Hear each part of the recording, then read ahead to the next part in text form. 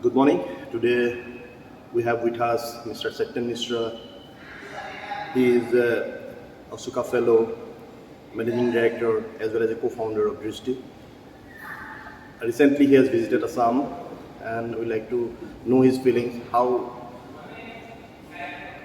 he is observing this village area, village progress part, and many more women at present they are working in Sabulampan approach as a Vaibhavi. They are producing many such products like mm, uh, weaving. Many uh, producers are producing mushrooms. Many are involving in poultry business, duckery business, as well as piggery, and our also involving some of the groups are in our Assamese pitha and bakery products. Let us know how what's the feelings on that, how it could be change the scenario of Assam in the coming 3 years. Yes, sir. Thank you, Parag. Thank you for giving me this opportunity, both for witnessing this amazing state from very close quarters. I've been coming to Assam since 2003 December, and I've seen very different shades of this state. It has gone through many challenges, but each time when I visit Assam, there's something new which comes to the fore, and that's the beauty of this state. It has so many shades. So this time around, of course, it has been a little longer, and as I said, from closer quarters that I have witnessed Assam. This is my 17th day. Today will be the 18th day, and I'm still here for some more time. So what I have seen this time around, I would try and kind of categorize that into three different segments.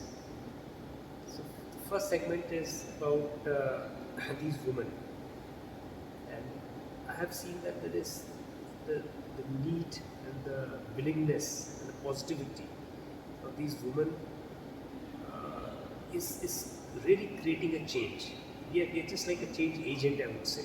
The entire the energy is coming from them.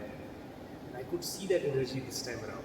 It is perhaps likely not going to be as much a task for us as it has been in perhaps other states, because they're so receptive, they're so willing that they are just able to absorb, soak in all the opportunities which are coming to the fore. These women, I think, for the coming years, would not just transform their lives and their families' lives, but they will also have a very important impact on the village fabric as a whole.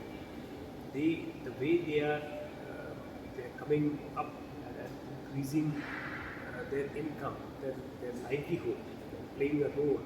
I think these women are going to become a role model for all such rural women across the country and perhaps globally as well.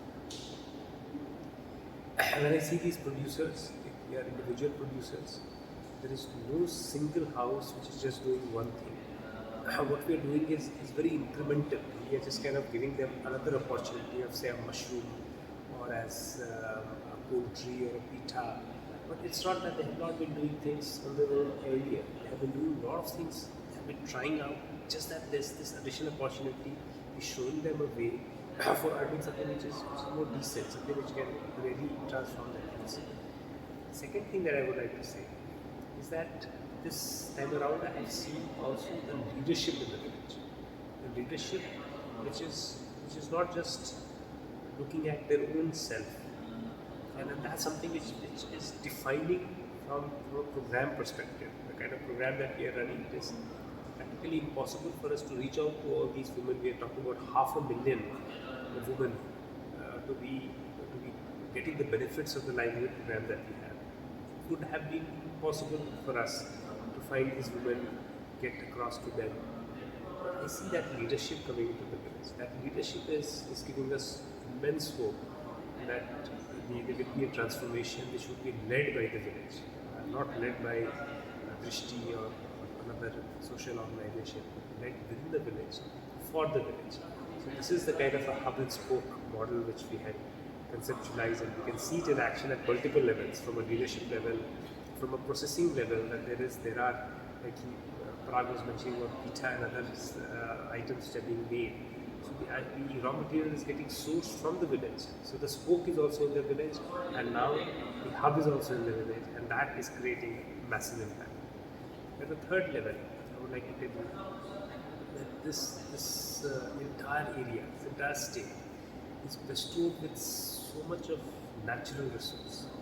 And that natural resource is not just about what you see around the fertile land, the rich vegetation, also in terms of the spirit of people. So I think like there is a transformation which is going to happen in 3 years. It's not a very long time, but I will tell you that whatever I have witnessed, I think well within 3 years, we will actually see that this state would not just move from where it is on the economic ladder, but also on the social ladder, as an example for the country as a whole, from a development perspective. How can sustainable development happen within villages? So that's a long answer, but Yeah, the thing is that just like for the viewers, what is Savalamban? How we are posting Savalamban in the rural area? What the benefit by posting Savalamban in the rural area? So Solomon as a plan now, like perhaps was designed for us, a state like Assam would be there is so much of positivity. It is about how the village can take control of its own destiny, and it's not just about these women working where they are and trying to earn an income, but it is about developing entrepreneurship. It is about developing leadership within the village for taking decisions, for building different kinds of products, for those ideations, the ideas which can come up. So Solomon is a program which can ensure that a village is standing on its own feet and is ready to kind of reach out for even greater opportunities globally. This time you have very closely monitoring with our guest, Mr. Ken Lewis. So what did you observe till now? Almost 20 Vatikas you have visited till today. If you start from Tinsukia district, you have seen some of the Swavalamban groups. So they're just started, I mean, maybe 6-month-year-olds, and in the river you've seen more than 1-year-old, and as well as in the Sagar districts, quite matured, till at almost more than 1.5 years to 2 years, they are doing this activity, Swavalamban activity you've seen there. So what's the difference of why the matured Swavalamban committees as well as the Bhagavatis, what's the approach they are doing at present in the rural area, so that everyone is first time they are doing this business, they are understanding the business now. They are trying to be self-dependent. That feelings they are right now. What we have seen that in their smiles, they are earning a little bit of money, they are contributing their things to their families, to their children, as well as in health sectors, as well as it helping to build the economy of the rural area. So what is your view on that? I think first of all I would really like to thank our partners, especially Kenneth Lewis, who has been traveling with me. The original plan was to come in January, but he could only manage to come in March, which is a month which is far hotter for someone who's coming from a cooler climate. But he has been with me, and I have also kind of all the discussions that we have been having on the sidelines. The central theme that I see is that, of course, there are different shades. We have these Vatikas, these beautiful Vatikas of a cluster of villages where all these activities are happening. And as we have just mentioned, Parag, we have already been, we have had the privilege of visiting 20 of them, which are at different levels, different on the timeline itself. One thing which is common to all of them, not one Vatika has complained that the kind of challenge that they faced during COVID, and the fact that some of the Vaticas got delayed and the opportunity could not be harnessed by them as and when it was available. I think that shows the spirit of all these Vaticas. So from Sukia till Tejpur, where we are, we have a journey further ahead, Nagaon and Morigaon, before we finally land up in Kamrun and Guwahati. I think it is just the nature of the Assam that these pockets, the pocket which is starting from Tinsukia to Subsagar, had a very different element to it. The enterprises were different, the products were different. One thing which was common so far has been the entrepreneurial spirit. As I am at Tejpur right now, after visiting also like Paragdhar, Jarhat, these locations. In Tejpur, I see that the need is far stronger. I think they understand that the time has come. So, though I feel that maybe locations in Dibrugarh region and Subsagar region have had a longer time, of course they are way ahead right now, also from their income perspective, their governance perspective. But I would rather I would bet that if there is a small race between all these enterprises, women from this location would inch ahead because of the fact that the hunger is much more. Yeah, but yes, but we have seen that in some of the villages, we've seen that the mushroom is doing, lots of women are doing the mushrooms. Even in some articles, they even did the poultry business is doing, particularly poultry business is doing. You have seen all the villages, all the village households. What do you think on that? It's amazing because you throw a stone in a village and it will perhaps hit a mushroom cylinder. So that's the kind of penetration which is happening here. And these are new varieties of food which is available. So the consumption pattern is going to change, and especially the addition of protein in the diet would not just kind of help the village from the economic perspective, but I think there will be a clear health impact also on the generations to come. So these are like wonderful food products which are there, superfoods as they are called. And these superfoods are being grown in the village. People are going to innovate a lot with mushrooms, especially as we have seen. They're drying the mushroom, they're making pickles out of it. They're also kind of maybe using it in different kinds of dishes, experimenting it with potatoes and other kinds of vegetables. So amazing adaptation that I have seen. I'm pretty certain that we'll have about 100,000 mushroom farmers, which will not just kind of maybe fulfill the protein requirement of this state, but perhaps the country as a whole. So, what do you think about textiles? Because most of the villages, all the women they know how to weaving the cloths. So, what do you think on that? How can we go ahead with these weavers? Can give some livelihood options, maybe by providing some customized products and by scale up, or maybe giving training, some sector of products. So, what do you view on it? So I think when we had looked at, we started the entire program of Solomon with textile, and we do understand that there are challenges, especially because productivity is very high and the demand is not as recurring as perhaps mushroom.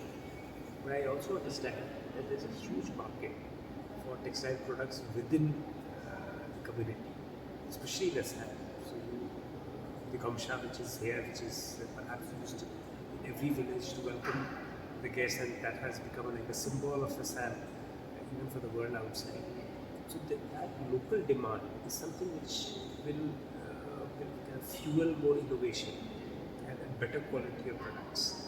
At some stage, we'll have to kind of move from in a manner where the first market is the family itself, which is weaving and which is creating all those wonderful products like the Mekla and Chadar. So I think they would start from, they're already doing it. The market which is closest is perhaps the first market to capture. But as the innovation in the product happens, I'm sure that the time will come and they will be not just producing for the cities like Bombay and Delhi, but even for the world outside. So right now, these Volvovis are producing the product, right? And how you are thinking to just linking this product through in the urban area, maybe in outside of the states. So what you are planning on that? Of course, right now the barter process already started in whole Assam, as well as in other parts of India also. So what do you think on that? So the beauty of the program of Swavlamban is that it is not just Swavlamban in terms of income. It is also Swavlamban in terms of really looking at limiting the dependencies. So it is all about being interdependent within the village. I think like maybe, as I have said, there is a natural growth which will happen in concentric circles, starting from a house to a village to a cluster of villages and then to town, cities and the world outside. So the dependency, always like livelihood has been perceived as you make in the village and then you supply in the urban areas because the market is considered to lie in the urban areas. But what this project is revealing, especially in the SAD, is that there's a huge market which is available within the village. And therefore, when we looked at the barter system, starting with barter system, especially at the time of the pandemic, the idea was that if we can create that, unlock that market inside by ensuring that all consumers are producers within the village. So if they exchange their products, there will be many more products which will come in. There will be very quick feedback that they can get about their product, what is lacking, how it can be improved, and they will be ready to start servicing the market within a couple of years. I think the 3-year time period that we're talking about, the first market will be the village clusters and the exchange of like barter products within the villages is what I see happening in the shorter term. And as I said, like maybe the time is not too far when all these products will start kind of percolating to the urban areas. So my last question, sir. So what you really suggest those the bravery groups and maybe the individual entrepreneurs, those are performing at present, how they can consistently they can go ahead with the present what's they're doing at present? I think the level of production is only going to grow. The capacity is going to grow. No one product line, the value chain, like either a mushroom value chain or is for a producer, it is not going to remain as the only means of income. They'll always try and have like maybe different sources of income, do a bit of poultry, do a bit of duckery and mushroom and perhaps even textile products. But for the Weberbees, I think they will be very, very focused. They will start looking at particular, like a mushroom from its end-to-end perspective. When they are looking at milk, they are just not looking at milk of selling the final product, but they will look at how they get the innovation at both the back end and the front end. How they can, these Weberbees will start supplying fodder to the producers of to the cattle and the producers linked to those cattle. And at the same time, they will also innovate and create a lot of milk products for the markets, both within the village and outside. I think they will be very, very focused, and that focus will ensure that they start earning on an average roughly around 15,000 rupees per head. That is the expectation that we have. And of course, they have to remain engaged for about 8 hours every day. Thank you very much. Thank you very much, Gaurav. Thank you, Parag.